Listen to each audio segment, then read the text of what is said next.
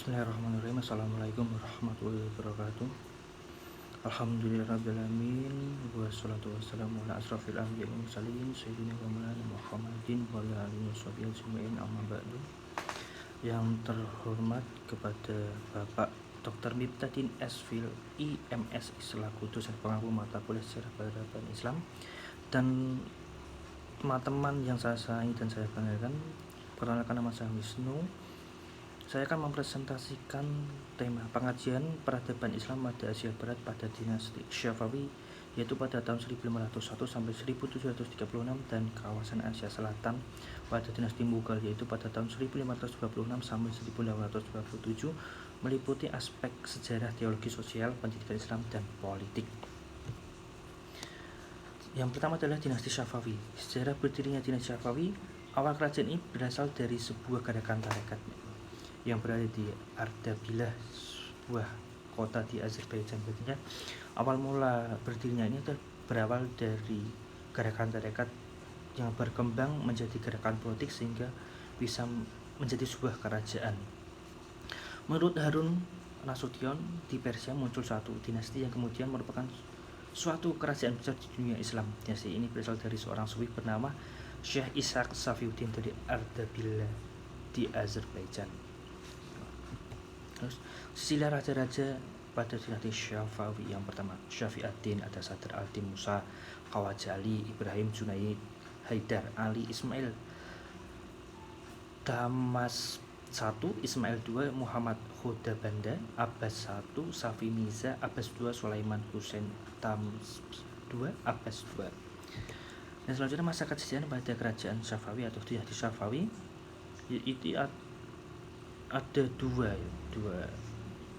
raja atau pemimpin yang berhasil membawa kejayaan pada dinasti Syafawi. Yang pertama adalah Ismail I, yaitu pada tahun 1501 sampai 1524 Masehi, dan Sultan Syekh Abbas I pada 1558 Masehi sampai 1622 Masehi. Sultan Ismail, ya ini kejayaan yang pertama, yaitu berkuasa lebih kurang dari sekitar 23 tahun, berkuasa 23 tahun dari tahun 1501 sampai 1523 Masehi, ada 23 tahun. Sultan Ismail ini dapat menguasai seluruh Persia dalam jangka waktu 10 tahun, jadi melakukan ekspansi, menaklukkan kerajaan Persia selama 10 tahun dan dapat menguasai sebagian besar, ya, bahkan seluruh wilayah di Persia. Tidak sampai di situ, Sultan Ismail ini sangat berambisi untuk melakukan ekspansi lebih jauh lagi sampai ke daerah Turki Utsmani. Namun pengembangan ini digagalkan oleh Sultan Shah Alim yang membuat semangat Sultan Ismail patah. Yaitu yang kedua, kemajuan dinasti Syafawi pada masa kepemimpinan Syekh Abbas I. Segera setelah Sultan Syekh Abbas I diangkat menjadi sultan, ia mengambil langkah-langkah pemulihan kekuasaan Daulah Syafawi yang sudah memperhatikan itu. Pertama, ia berusaha menghilangkan dominasi pasukan Ghilbas atau Daulah Syafawi dengan cara membentuk pasukan baru yang anggota-anggotanya terdiri dari budak-budak berasal dari tawanan perang Georgia, Armenia, dan Circassia. Sultan Syekh Abbas I ini membuat pasukan perang yang beranggotakan tawanan-tawanan perang atau budak-budak perang yang diberi nama Gulam. Yang kedua, mengadakan perjanjian damai dengan Turki Utsmani. Usaha-usaha yang dilakukan Abbas I berhasil membuat pemerintah Daulah Syafawi menjadi kuat kembali.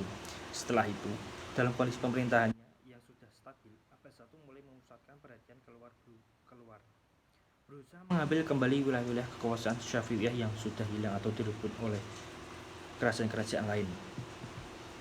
Kemajuan ilmu pengetahuan. Beberapa ilmuwan yang selalu menghadirkan diskusi pada majelis Isfam, mereka itu adalah Baharuddin Syairozi, Sadaruddin Syairozi, dan Muhammad Bakir Ibnu Muhammad Damad. Terus ada filosof, ahli sejarah, teologi, seorang yang pernah mengadakan observasi mengenai kehidupan lebah, mengamati observasi kehidupan lebah itu diamati oleh ahli-ahli tersebut. Yang selanjutnya, kemajuan kebudayaan dan seni.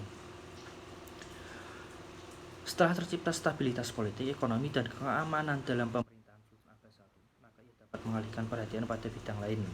Sultan Abbas I menjadikan kota Isfahan ibu kota kerajaan menjadi kota yang sangat indah. Di kota tersebut berdiri bangunan-bangunan besar lagi indah.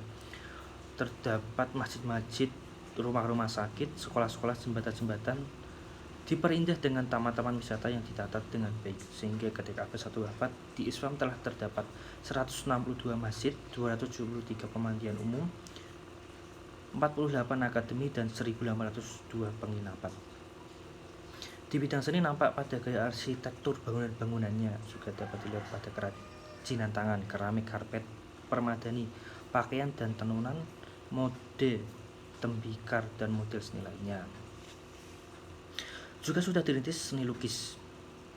Demikianlah puncak kemajuan yang telah dicapai oleh Daulah Syafi'iyah yang membuat daulah ini menjadi salah satu dari 3 daulah Islam yang besar pada periode abad pertengahan yang disegani oleh lawan-lawannya. Masa kemunduran kerajaan Syafawi yang pertama, pemimpin yang lemah dan tidak cakap dalam menjalankan roda pemerintahan. Kemerosotan kerajaan Syafi'i mulai terjadi setelah Abbas I digantikan oleh cucunya Syekh Syafi'i. Jadi setelah Abbas I mengalami kemajuan yang pesat, digantikan oleh cucunya yang belum memiliki ilmu kepemerintahan yang baik. Jadinya pada masa kepemimpinan Syekh Syafi'i atau cucunya itu mengalami kemunduran karena tidak memiliki ilmu dalam pemerintahan. Yang kedua, dekodensi moral yang menimpa sebagian para pemimpin sehingga merusak wibawa pengusaha, yaitu pada kepemimpinan Syekh Sulaiman ini seorang raja yang pecandu minuman keras dan sangat menyukai dunia malam, yang dunia malam itu biasanya mengarah ke hal-hal yang negatif. Yang selanjutnya, perbuatan kekuasaan dalam pemerintahan yang mengalahkan kerajaan. Kebijakan-kebijakan yang dibuat oleh pemerintah atau raja tersebut melemahkan kerajaan itu sendiri. Terus penentangan ulama terhadap teori kesucian para raja melemahkan kepercayaan masyarakat pada penguasa. Menjelang pada abad 18, para ulama Syiah mulai menentang teori-teori hak suci para raja. Syiah di masa kerajaan Syafi'i ini sangat berkembang pesat ya. Terus fanatisme golongan Syiah berkuasa yang selalu mengintimidasi dan menyingkirkan kelompok Sunni. Yang tadi dibilang sudah, kelompok Syiah atau fanatisme Syiah pada masa kerajaan Syafi'i ini berkembang pesat ya, menggeser dari kelompok-kelompok Sunni. Serangan silih berganti dari berbagai kerajaan seperti Turki Utsmani dan Afghanistan. Jadi dikarenakan anggota militernya itu sangat lemah pada setelah kepemimpinan Abbas I ini, raja-raja yang memimpin itu kurang memiliki ilmu dalam pemerintahan. Terus yang kedua, dinasti Mughal. Daulah Mughal berdiri dari tahun 1926 Masehi sampai 1850 Masehi. Berdiri di anak benua India seperempat abad setelah berdirinya Daulah Syafawi. Jadi ada selisih 2 abad dari Daulah Syafawi. Di Iran, sementara Daulah Turki Utsmani sudah 2 abad sebelumnya. Oleh karena itu, di antara 3 kerajaan besar pada periode pertengahan, Daulah Mughal ini yang paling muda ya. Dinasti Mughal ini yang paling muda di antara ketiga dinasti, Turki Utsmani dan Syafawi. Di belakang hari berdirinya Daulah Mughal di India yang didirikan oleh Zaharuddin Badur. Yang mendirikan adalah Zaharuddin Babur, seorang penguasa Farghana, yaitu pada tahun 1482 sampai 1530 Masehi. Salah satu dari cucu Timur Lang, dan menjadikan Delhi sebagai ibu kotanya. Ibu kota dari dinasti Mughal di Delhi. Ayahnya bernama Umar Mizan, penguasa Farghana, sehingga Babur mewarisi daerah Farghana dari ayahnya. Kata itu Zaharuddin Babur masih berusia 11 tahun. Kepemimpinan Sultan Zaharuddin Babur. Sultan Zaharuddin Babur sangat berambisi dan bertekad menaklukkan Samarkand yang menjadikan kota penting di Asia Tengah saat itu, yaitu Sultan Zaharuddin Babur itu sangat berambisi untuk menguasai atau menaklukkan Samarkand, kota penting di Asia Tengah. Pada mulanya Sultan Zaharuddin Babur mengalami kekalahan, tetapi karena mendapat bantuan dari Sultan Daulah Syafi'iyah Ismail I, akhirnya ia berhasil menaklukkan Samarkand pada tahun 1494 Masehi. Sultan Zaharuddin Babur ini dapat mengalahkan Samarkand karena mendapat bantuan dari Sultan Ismail I dari Daulah Syafawiyah. Begitu. Setelah Kabul berhasil ditaklukkan, Babur pun meneruskan ekspansinya ke India. Ketika itu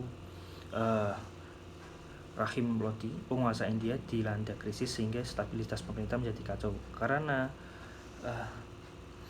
Rahim Khan, paman dari Ibrahim Lodi, bersama-sama Daulat Khan, gubernur Lahore, mengirim utusan ke Sultan Baharudin Jadur, meninggal dunia dalam usia 48 tahun setelah memerintah selama 30 tahun, yaitu meninggal di usia 48 tahun Sultan Zaharuddin Babur.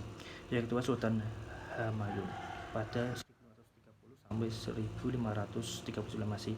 Sultan Humayun menggantikan ayahnya menjadi sultan kedua Daulah Mughal di India. Sultan Humayun tidak sehebat ayahnya, makanya dalam melaksanakan pemerintahannya selama 9 tahun tersebut, Sultan Humayun terus-menerus banyak mengalami tantangan. Negara tidak pernah aman, waktu habis berperang melawan musuh sehingga tidak ada kesempatan untuk memasukkan pemerintahannya. Masa kejayaan pada pemerintahan atau dinasti Mughal di bidang pemerintah dan ilmu pengetahuan.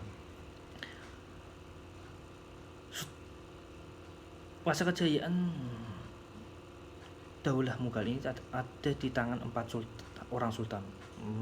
Mereka itu berturut-turut sebagai berikut: Sultan Akbar I, Sultan Jahangir, dan Syekh Jahan, dan Aurangzeb. Sultan Akbar I memegang tampuk kekuasaan Daulah Mughal dalam waktu yang cukup lama. Pada masanya Daulah Mughal memasuki puncak kejayaan karena semua wilayah yang lepas pada masa Sultan Humayun dapat direbut kembali. Pada masa Humayun itu banyak wilayah yang lepas. Pada kepemimpinan Sultan Akbar I ini dapat direbut kembali. Kekuatan pasukan Menteri Hindu pada masa Zahir Khan Shah dapat dikalahkan bala tentaranya pada pertempuran Panipat II 5 November 1556 Masehi. Akbar II yang masih muda itu dibantu oleh Bairan Khan atau wakil Sultan Akbar. Ia seorang Syiah yang setia membantu Daulah Mughal sejak dari Sultan Babur dan Humayun. Namun di belakangan hari ia terlalu memaksa faham sekte Syiahnya dalam pemerintahan Akbar I sehingga ia terpaksa diberhentikan dari jabatannya sebagai wakil sultan pada tahun 1961. Kejayaan peradaban ilmu pengetahuan di bidang ekonomi, Daulah Mughal dapat melaksanakan kemajuan di bidang ekonomi lewat pertanian dan pertambangan dan perdagangan. Di Daulah Mughal ini bidang pertanian sangat berkembang pesat. Ada 425 hasil pertanian yang meliputi biji-bijian, padi, kacang, tebu, sayur-sayuran, rempah-rempah, tembakau, kapas, dan bahan-bahan. Hasil pertanian ini selain untuk negaranya sendiri, juga dapat diekspor ke luar negeri seperti ke Eropa, Afrika, Arabia, Asia Tenggara. Untuk meningkatkan produksi, Sultan Jahar mengizinkan Inggris pada 1611 Masehi dan Belanda untuk mendirikan pabrik pengolahan hasil pertanian di tanah Surat. Kemajuan di bidang budaya. Kemajuan di bidang ekonomi berdampak baik bagi kemajuan di bidang seni budaya. Karya yang menonjol adalah karya sastra gubahan para penyair istana. Selama setengah abad di India di bawah Daulah Mughal menjadi salah satu negara adikuasa. Dinasti Mughal menguasai perekonomian dunia sehingga jaringan barang-barangnya yang menguasai Eropa, Timur Tengah, Asia Tenggara, dan Cina. Selain itu, India juga memiliki pertahanan militer yang tangguh dan kuat yang jarang ditandingi. Kemunduran dinasti Mughal: yang pertama, terjadinya stagnasi dalam pembinaan kekuatan militer. Yang kedua, persatuan moral dan hidup mewah di kalangan elit politik. Yang ketiga, karena konflik yang berkepanjangan pemerintah daerah satu dengan daerah lainnya, sehingga melepaskan loyalitas dari pemerintah pusat, bahkan cenderung memperkuat posisi pemerintahannya masing-masing. Yang selanjutnya, semua pewaris tahta kerajaan pada paruh terakhir adalah orang-orang yang lemah dan dalam bidang kepemimpinan. Yang terakhir adalah lemah dalam bidang kepemimpinan.